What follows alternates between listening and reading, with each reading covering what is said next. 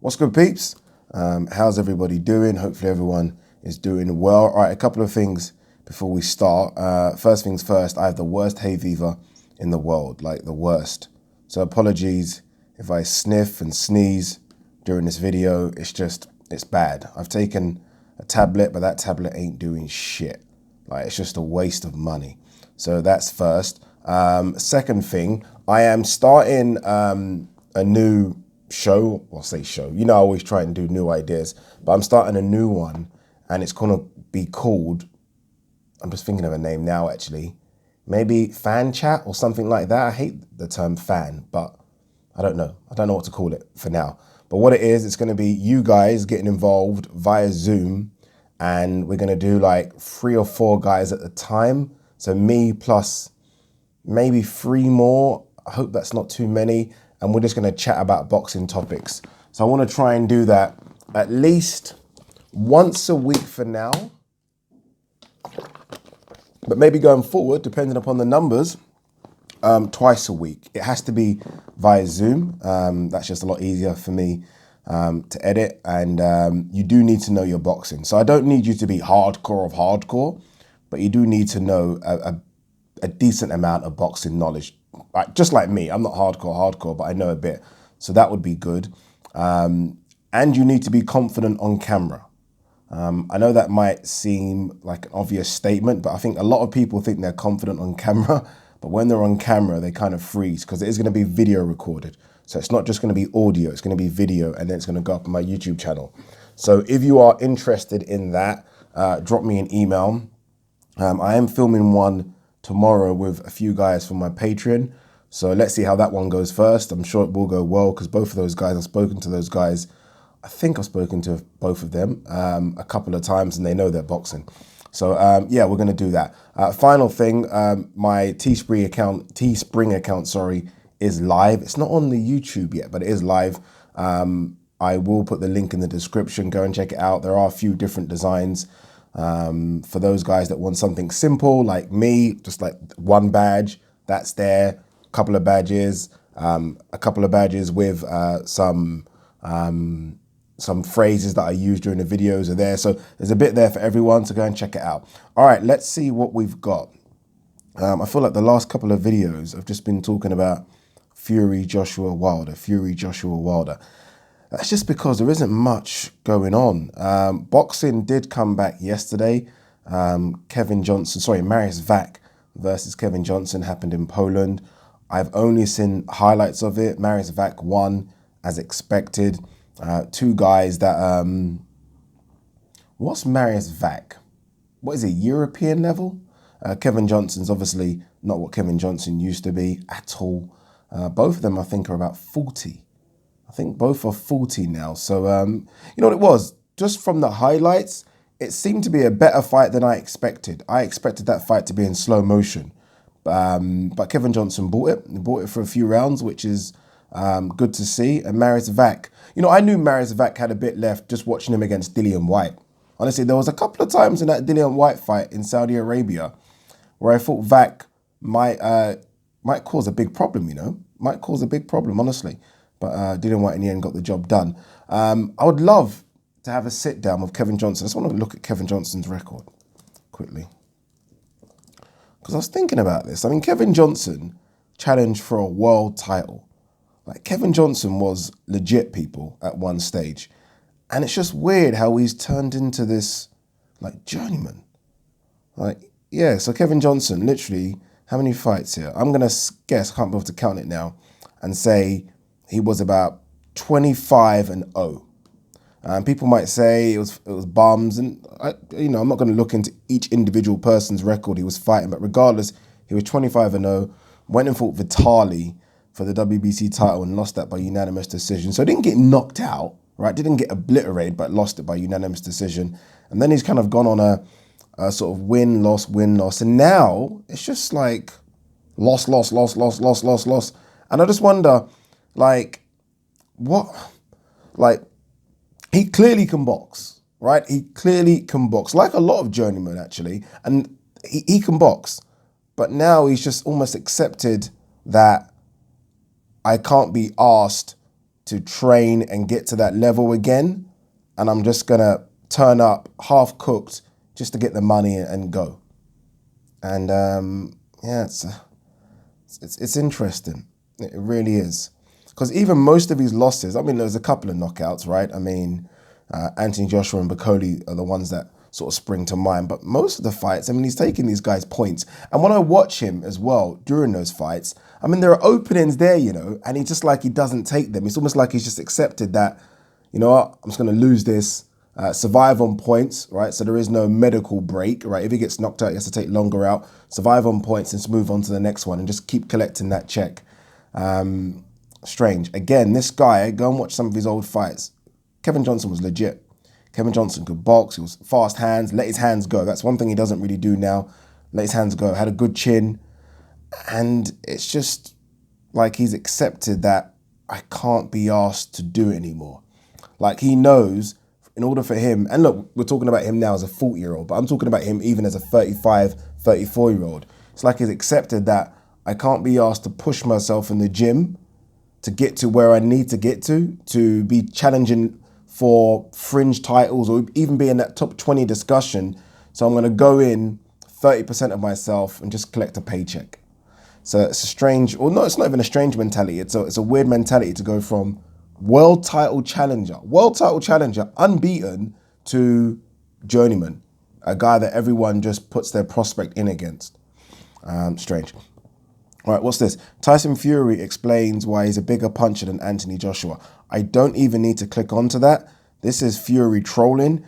Tyson Fury is a big guy who has got underrated punch power, but there is absolutely no way on this earth that Tyson Fury is a bigger puncher than Anthony Joshua. No way. I mean, I know a lot of people say things like AJ doesn't, like, it takes more than one. AJ doesn't knock you out and you're dead on the canvas, right? I get that. He doesn't nail you to the ground. It takes a couple of punches, but regardless, AJ can punch. Like, AJ can punch people. And Tyson Fury just isn't that same type of puncher. He isn't. Let's run through a couple of quick stories. Juan Manuel Marquez open to do exhibition fight with Eric Morales. That won't be an exhibition fight. Those guys do not like each other. So, yeah, it's not going to happen. Fury, Wilder is second best heavyweight. He'll knock Joshua out. You know what? There's almost two different bits there. Like, I think Wilder could knock Joshua out, right? Could happen. I mean, Wilder's got the power to, but that doesn't make him the second best heavyweight. Like, Joshua's CV is, I think, much better than Wilder's CV. That's what I personally believe. Joshua is the world champion. Joshua does have 3, if you count the IBO, 4 belts. He's not the second best, but Wilder could beat Joshua. But that doesn't make him the second best. Joshua's resume, I think, rightly puts him there as the second best heavyweight. I mean, if you're going to make an argument to me and tell me that Joshua shouldn't be ranked number 2, then I don't know what to tell you, right? Again, I'm not saying number 1. I'm saying number 2. I mean, come on, behave. Wilder should not be above Joshua, but I'm not saying that Wilder can't beat Joshua. All right, a couple of quick bits. Berchelt, eager to face Valdez, would like an audience for that fight. That would be a good fight. I would always favour Miguel Berchelt. Is it Berchelt, pronouncing the T or not pronouncing it? Berchelt. But I'd always favour him over Oscar Valdez. Oscar Valdez is good. Obviously moved up from 126. That 130 division's interesting, right? I mean, Valdez has moved up as a champion. Shakur Stevenson has now moved up as a champion. It's an interesting division, very interesting. Santa Cruz is still there. There has been talks as well about Gervonta Davis going back down to 130 to fight Santa Cruz. I mean, if Gervonta Davis could stay there, very interesting division. But I mean, I mentioned all those names. It's not like we're going to get to see those guys fight each other, let's be honest. Marius Vac puts work in, decisions Kevin Johnson, we just spoke about that. Fury hints he'll drop WBC title, not interested in fighting White. Yeah, Fury done something with, I think it's Frank Warren's show. So that Matchroom have their kind of cameraman. I think Frank Warren's got an interview guy as well. I think it's called, is it the Lockdown Tapes or something like that? And he, Fury was basically on that saying, like, it's not that he doesn't want to fight Dillian Whyte, but he wants to fight the best. And he feels, and I agree with him, that Deontay Wilder and Joshua are bigger fights. Although I would love to see Fury Whyte, by the way, but those are bigger fights than him versus Dillian Whyte. And not only that, but financially they're bigger fights as well. Like Fury understands that AJ, let's just say he gets past Deontay Wilder. AJ, I mean, how much money is that in the bank? That's just so much more money than fighting Dillian Whyte it is. So it's not like Fury is ducking Dillian Whyte, as some people have put it. I think I've even alluded to that. It's just a case of what fights are bigger. What fight's bigger? Like, just in terms of history, in terms of becoming an undisputed, in terms of just the magnitude and financially, it's AJ all day. So it's, yeah. The Fury has spoken in that article as well. Fury did say, like, as much as he likes the WBC belt, all it is, and he said all it is rubber on metal, right? And that's where a lot of champions have said that, by the way, about their belts. It's all it is rubber on metal, means very little. He said he'd happily drop it. He respects them, the WBC this is, but he'd happily drop it. He actually likes and prefers the lineal title and the Ring Magazine title as opposed to the WBC. So it's interesting, right? All right, this is a good one. BT Sport is distancing network from Daniel Kinahan. Yeah, BT Sport released a statement. I think it was yesterday or the day before. I don't know if you guys have read the statement. I'll put it up now so you guys can see it. I think they even said something along the lines of they're not involved or haven't got involved yet in the making of this fight, which I found interesting considering that they are Tyson Fury's UK broadcaster. Yeah, there's a lot being made now about this association with boxing, in particular this fight, and Daniel Kinahan. I think the Irish government have released statements about it. I think the Daily Mail are running a story on it now. It'll be interesting to see where this goes. I think it was always, I mean, this relationship between sort of Tyson Fury, boxing, Daniel Kinahan was always known, but it was definitely in the background. I think Tyson Fury, obviously releasing that Instagram video where he thanked Daniel Kinahan and sort of brought it to the foreground now, and now people are asking questions. It will be very interesting to see sort of where this goes. Will Sky release a statement similar to BT? Will ESPN release a statement? Will DAZN? I mean, who else is going to release statements? Very interesting, right? I can't wait to see what happens with that one. We will talk more when we know more. What's this one? Prograis. I'll go up to £144 for Hooker fight, but they have to pay me more. I'm bored of this one. I've seen Hooker say, yeah, look, I'm just about to say it. Hooker, I'll fight Prograis at 145. I know I can beat him. What's going on? Both of you fight at 140. Like, what is going on? Fight at 140 or don't fight. I mean, what's happening? I mean, I remember there was a press conference for this fight. There was a face-off. I'm guessing it got postponed because of COVID. Just to run it back at 140. I know Hooker did say that he wanted to go up to 147 after the Ramirez fight. Like, he's struggling to make weight, blah, blah, blah. Have it at catch weight then. Like, just, I don't know.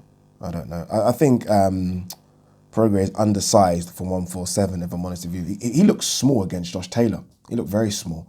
So I think 140 is his limit.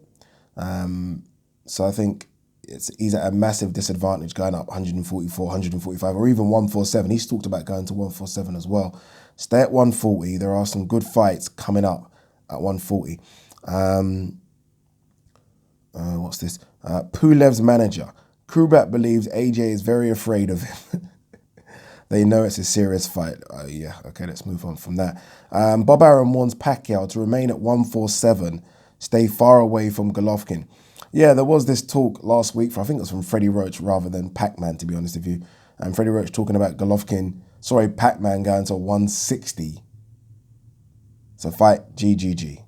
I mean, you know, all right, cool. Would there be drug testing? Right, and you get fucking 160. Get hammered. He'll get hammered. Taking a piss, right? Fighting PACMAN's small at 147. I still believe PACMAN can make 140. Yeah, like his body frame, he can make 140. Talking about going to 160 to fight GGG. Nonsense. Anything else? There are lots of Fury stories here, but I can't. I feel like I'm just saying the same thing all the time. All right, what's this? Carl Froch tears apart the career record of Joe Calzaghe. I watched this on Sky Sports yesterday. I don't know if you guys have watched it, but they were doing their top 5 168 pounders. And Carl Froch, what did he do? So he had, his top 5 was Kessler was number 5. He put Calzaghe 4, him 3, Ward 2, Roy Jones Jr. 1. That's the list he had.